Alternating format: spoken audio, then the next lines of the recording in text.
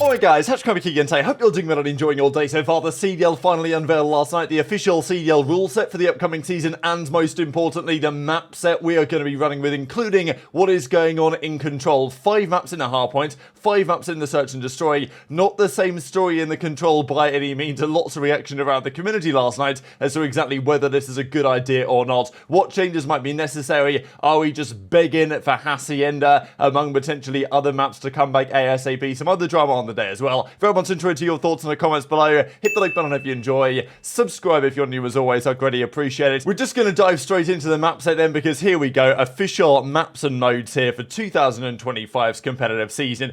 It ain't looking pretty. We have 5 maps, to be fair, for Search and Hardpoint. I'm also not really sure why we've gone Search and Destroy, Control, Hardpoint in that order. Just, well, I don't know. Search and Destroy doesn't come before Hardpoint in the series.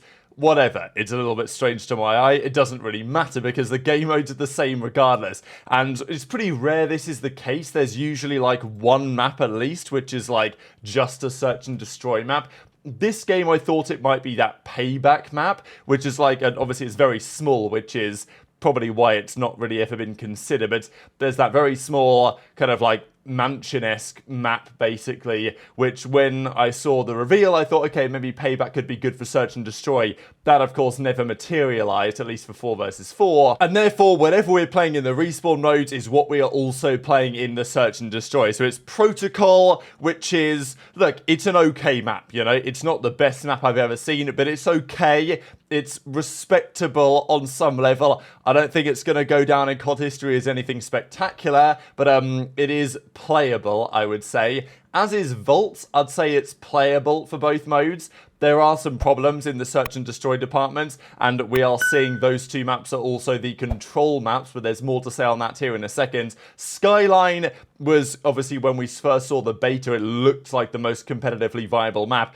It's honestly not great, in my opinion, but it's at least acceptable, and it looks kind of pretty, which shouldn't be a factor, but unfortunately it is in modern day COD because some of these maps are very dull. Rewinds, it is quite remarkable to me that this map is actually going to be played, given it's basically a Warzone point of interest, and it wasn't a map that I really considered to be viable when it was first around in the beta and stuff. But actually it doesn't play too bad. The spawns make a bit more sense than on some of the other maps. The real L here has got to be Red Card, right? Because when this map, when we saw it, the way that it's just around a stadium, the way the map is designed, it did not look like a competitive map. The pros have been playing it. They don't like it, but they don't absolutely hate it. And the decision, I guess, is from the league that the pros have been playing it. It's better to go for 5 maps in, you know, the Hardpoint and the Search and Destroy because it makes the veto process better than, you know, just stick with 4. So we are going to play Red Card, Rewind, Skyline, Vault, and Protocol on those 5 game modes, or on those 5 maps across those 2 game modes. The big point of controversy really is around Control, even as a game mode, but also what maps are going to be played, because as we know, the pros don't play much Control at the start of the season, and they really haven't done. I would reckon that there's at least a few teams that have not even scrimmed Control yet, or barely got there at the very least. Some teams have, and that's fair enough, but usually what happens is the teams, when the game comes out, they play all Hardpoint really, because there's so much to learn in Hardpoint. There's so much improvement you can make over a year. Control, at least you know where the spawns are, and you know where the control points are, and of course there's strategy and there's things to learn and improve on and develop over time, but in general, Control is a more straightforward game mode than Hardpoint is. The pros tend to take their time on Control, and it's only played once as well, which is why they, you know, tend to leave it a little bit longer. But we are going to play it for the upcoming season, even though in a recent tournament, the KSAN 50k tournament, for example, it was just Hardpoint and Search. Did that play badly? No. If I had to vote right now for us to go Hardpoint, Search, Hardpoint, Hardpoint, Search as a best of 5 series, I think I would take that personally. I've been one of the people who says Control of the options in the 3rd game mode category is maybe the best one, which is frustrating to say, but I think Capture the Flag, certainly on these maps and just in the game in general, CTF has to be very well designed to, first of all, play well, second of all, be fun to watch, because, and both of those things are relatively important. A game mode like, let's say, World War II, when CTF was around, it didn't play well on Flak Tower or London Docks, in my opinion, from a fundamental perspective. The map that actually played well fundamentally, the way the spawns were designed, was Ardennes Forest back in World War II. But it wasn't fun to watch because there was so much space at the back of the map for people to hide in and camp back and sit in spawn. You know, Capture the Flag has not played well in a very long time. And part of me would kind of like to see it back, but I'm just not so convinced. Uplink, of course, I'd love to see, but, you know, we're not in the jetpack era anymore. We may be over the coming years, we'll see. So, of the options, Control is a bit of an intermediary between Search and Destroy and Hardpoint. It's easy enough for new players to understand. If they're, you know, watching the CDL for the first time, you can generally understand what's going on in Control. So, it has some positives going for it, but it's not played the best over the last couple of seasons, and it's not been especially fun to watch, especially when we only have 2 official CDL maps in the pool that Control is going to be played on, and one of which is Protocol, one of which is Vault. Now, you guys might remember at the start of, was it Vanguard, right, when we had 2 Control maps. It was Tuscan and it was Gavutu. Now, eventually they added Berlin, didn't they, down the line, and obviously we are praying, it seems, that we get some sort of other game mode here for Control, or other map for Control coming down the line as well. But the idea of having 2 Control maps back in Vanguard for the first stage or so was very controversial because the team that won the coin toss, this is still how, at least as it stands, the Team A, Team B dynamics are determined online, is that they literally toss a coin. The team that wins the coin toss, they get to decide whether they are Team A or Team B, and that determines how they then run through the, you know, map veto process basically for the series. And when there's only 2 maps, one team gets to ban one of those maps. And back in Vanguard, of course, Gavutu was an AR map, Tuscan was an SMG map. And here, it's maybe not quite the same story, but, you know, Protocol and Vault, they do differ to some degree in terms of the way that some teams like to play them. And if you're the team that gets lucky, as it were, you just get to choose the map you play on. And that, I think, is the worst thing about having 2 maps, is that, you know, it's not like you ban one, the other guy bans the other one. You just choose what map you play if you get the advantage. And some of that comes down to luck, which I don't think is ideal. There is an argument to say, why do we even play Control right now? What if we just get rid of it and play 3 hardpoints instead? If you ask the pros, they might be inclined to agree with that assessment right now. I wouldn't be surprised if they did.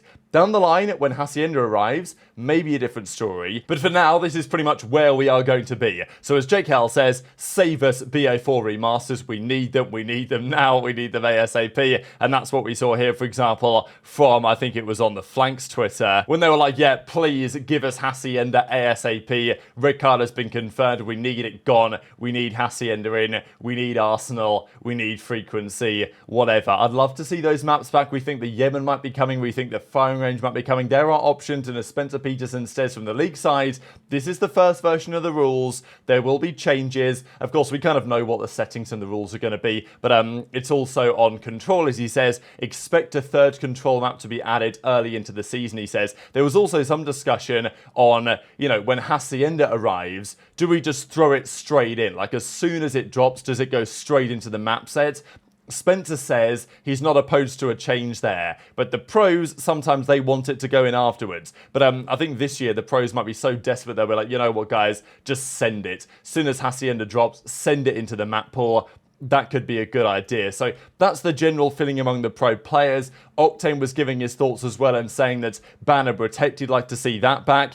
Look, it's funny that Octane keeps pushing this narrative because I liked Banner Protect on some aspects. I've made this point before that I don't think there should be a Protect element. If you guys are unfamiliar with this, back in Black Ops 3, the teams, every player on the team got to either ban an item or protect an item, and I think Treyarch initially intended it to replace any sort of rulings or GAs. The pros would ban UAVs, they would ban Orbital VSAT or whatever, and it turned out, or the hater was it called, right, in Black Ops 3, and it soon turned out that that wasn't going to work, and they had to do some default bans anyway, and then pretty much the whole ban and protect was just doing the GAs. Like, you would just ban high caliber, ban rapid fire, and every team did the same thing all the time. I would prefer a world where every team had 2 bans, and you could go into a series and say, okay, I'm going to ban out the aims, or I'm going to ban out, you know, an SMG, or I'm going to ban out stuns, or whatever. And then it would change the game slightly, but not substantially, and probably mean the best team over multiple different scenarios actually works out being the best. Because in Black Ops 3, it was kind of cheese that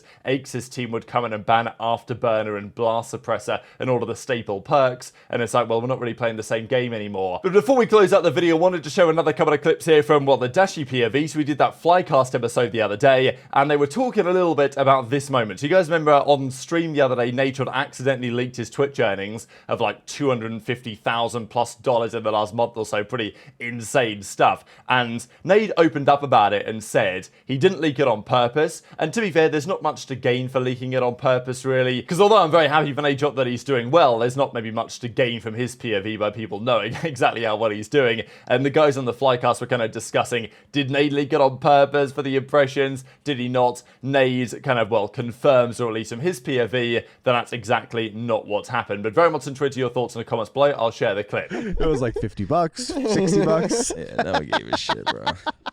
Nah, but with Nade, like, I was kind of on the same wave of Seth where he was like, he leaked. Cause, like, really? Wait, are we recording? Okay. Right, imagine we kind of just started talking. Welcome back to the Flycast. We got Brucey here. Oh shit. Wait, y'all think he really leaked on purpose? I didn't think he did, but everyone's saying that. I'm like 50-50 on it because I do see. I don't know, because he waited till he had 50K subs. You know what I mean? Even the motherfucker knew. And then he was going on a trip that night or something. Yeah. I don't know. I don't believe it. I don't believe he leaked on purpose. Yeah, because I don't think he's smart to where he doesn't. He knows it's not a smart move to leak that. Yeah. Because once you see someone made that, you're like, ooh. in a month, you're like, never mind. I'm gonna keep this 5. But also, like, it's funny because like subs are kind of like poker chips, where it's like the last 30 days, because of the subathon and the dark matter grind, financially have been very good to me. You guys saw the leaked dashboard. I did not intentionally leak my dashboard to you guys. I would take a polygraph. I would swear on everything. I don't flex income. I don't flex cash. I think in like 13, 14, 15 years of streaming, there's only been a handful of times where we wanted to put somebody in their place in game and we're talking shit. Even when I'm talking shit to people, I don't talk about money. So having the dashboard leak was pretty frustrating, just because my dashboard up on my computer is because we were breaking record viewership that I've ever had on this channel. Since the viewership was so high, I was seeing money that I've never even seen before on this channel. It was honestly incredible. This is the best my Twitch revenue has ever looked. You know, this is like an anomaly in the money that I make, and I've only been back on Twitch for about 10 months. I haven't streamed or made any money from content over the last 8 years while working at 100 Thieves. I had an agreement with our board that any revenue that I was making would go back directly to the company, and then I would just pay a set salary. I've mentioned that a few times on stream before, but I've never really gotten into it. Just before we close out the video, an interesting Brian stat. Slasher, Simp, aBeZy, Cellium, the only players who are active right now who have won a world championship on a Treyarch title. Slasher won it in Black Ops 3 back in 2016. Simp, aBeZy, Cell, they won it in Black Ops Cold War. Every other player that's won a world championship in that time frame has, well, is no longer playing the game.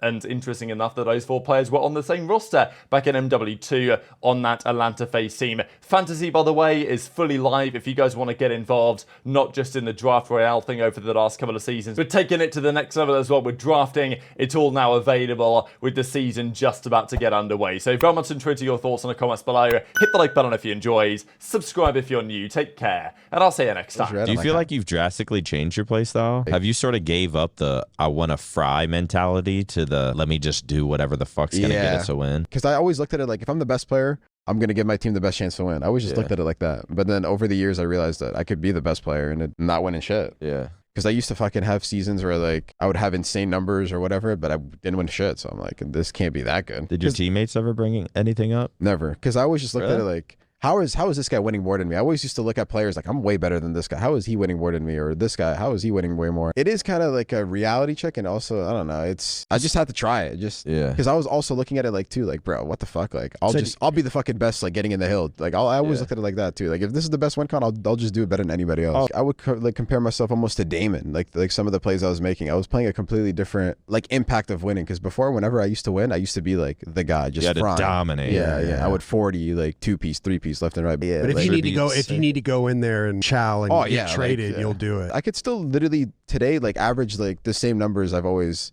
had before, but I would just win shit. So I wouldn't even like think about doing that.